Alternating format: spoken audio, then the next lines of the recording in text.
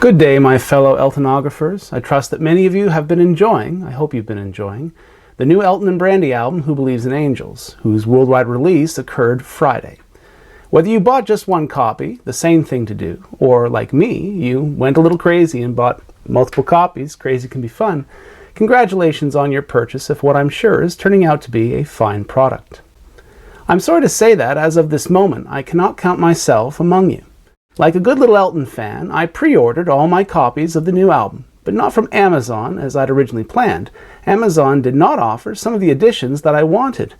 But since Universal Music's Canadian retailer, emusic.ca, did offer those editions, for the first time I decided to give them my business.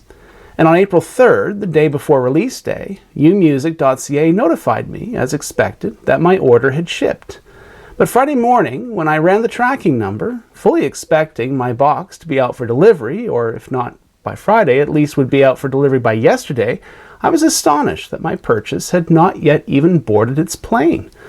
And where was that plane? Elk Grove, Illinois. Yes, the United States, a beautiful country, one that I deeply love and admire. But when I order from a Canadian retailer, unless it's coming from Buffalo or Detroit, I don't expect my purchase to ship from the United States. By the looks of it, at least a week will pass before that box reaches my hands. And God knows how much I'll owe Canada Customs and additional taxes and fees. When I confirmed my purchase with them weeks ago, emusic.ca did not indicate that it would ship from outside the country.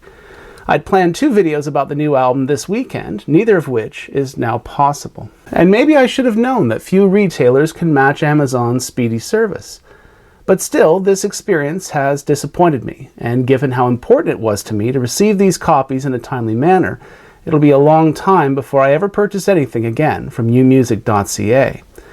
I should also add that I ordered the limited Blu-ray audio edition from superdeluxeedition.com, and I've yet to hear anything from them about what's happened to my copy of that. In the meantime, I'd like to share some photos sent to me Friday. Actually, they were sent to me Thursday evening Canada time, because by then it was already Friday in other parts of the world.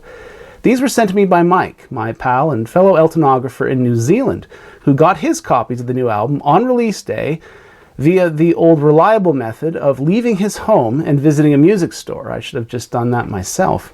He visited an independent record store in New Plymouth called Vinyl Countdown. Here are some photos he took of vinyl copies on special display throughout the store.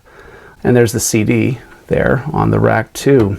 Seeing new records in a rack like this reminds me of the old days. Anyway, while there, Mike bought 3 copies of the new album, the tricolor vinyl edition, the Indie Pink vinyl edition, as he calls it, good name for it too, and the standard CD edition. And ordering online from JB Hi-Fi, an Australian and New Zealand retailer, Mike also got the Aqua Vinyl, or Coke Bottle Green, vinyl edition, as it's called in the United States. Just seeing these photos makes me feel all the more eager to receive my copies, hopefully sometime this century. Now, ever the collector, Mike also picked up 2 rare vinyl editions of Goodbye Yellow Brick Road, and photographed those too. The first was an original 1973 New Zealand copy on DJM but distributed in New Zealand by Festival Records, catalog number L-70025-6. He also got a Japanese DJM reissue of the same album from 1978, the Rock's Greatest Super Double reissue, catalog number IFS 40080-81, with green obi and pressed by Toshiba EMI in Tokyo. I believe that issue was DJM's 3rd vinyl issue of Yellow Brick Road in Japan, after the 1973 original and 1976 reissue. So my congrats to Mike, and my thanks to him again for sending me those photos. Mike, your photos gave me an idea. If I can't make a video anytime soon, celebrating my receipt of the new Elton and Brandi album, why don't I welcome photographs from my channel's viewers? And so I ask you folks, which copy or copies did you get of the new Elton and Brandi album? If you would like it included in a forthcoming video, send one photo to eltonfantastic75@gmail.com. I don't know how many of these I'll get, so for now, please limit your submission to just one photo. You don't have to be in the photo. I understand some people are shy. But in your email, please include your YouTube name, or whatever name you'd like me to call you in the video, your location, just the country name is fine, though if you're in the United States or Canada, I'd love to know your state or province, And if you would, please also include the name of the retailer or retailers you bought your copies from. Deadline for submissions will be this Wednesday at midnight Eastern Standard Time. Now, after all that talking about the new album, why don't I share with you some older Elton stuff? New arrivals, since my last new arrivals video. New arrivals like this. Original 1973 Japanese DJM copy of Goodbye Elric Road.